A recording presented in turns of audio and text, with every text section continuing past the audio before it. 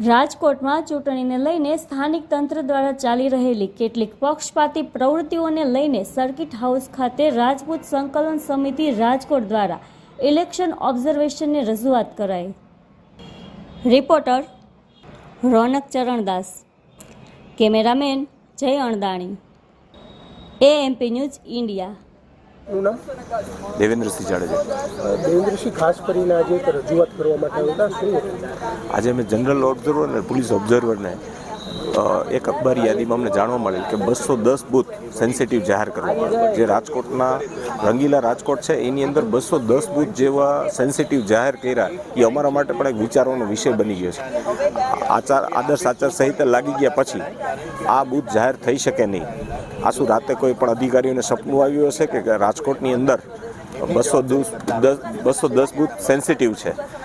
આવો કોઈ રાજકોટની અંદર એક પણ ઇતિહાસ નથી, કોઈ ક્રિમિનલ નથી, આપણે પાકિસ્તાન બોર્ડર ઉપર રહેતા નથી, છતાં પણ જો રાજકોટને સેન્સિટિવ જાહેર કરવાનું આ કૃત્ય હોય તો આની પાછળ અમને પણ વિચાર આવે છે કે આનો તપાસ થવી જોઈએ અને કોઈ આને રાજકીય લાભ લેતું નથી ને એના માટે અમે રજૂઆત કરવા આવેલા છીએ।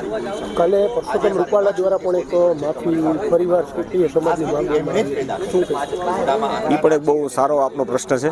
રૂપાલા સાહેબે આપને હશે કે 3-4 વાર માફી માગી લીધી, એમના મનની અંદર માફી માંગવું એ દેખાઈ રહ્યું નથી। આપ પ્રથમ માફી આપ જોશો તો ગોંડલની અંદર એમને માફી માગી, ત્યારે એમને શું કીધું કે ભાઈ મને હું મારા માટે માફી નથી માગતો, હું પક્ષ માટે માફી માગું છું। કાલે એમને એવું કીધું કે પક્ષને છોડી દો, હું મારા માટે માફી માગું છું, આ મને પક્ષને રહેવા દો અને મને મારા ઉપર કરો। તો ત્યારની ને અત્યારને બેમાં કેમ આટલું બધું અંતર?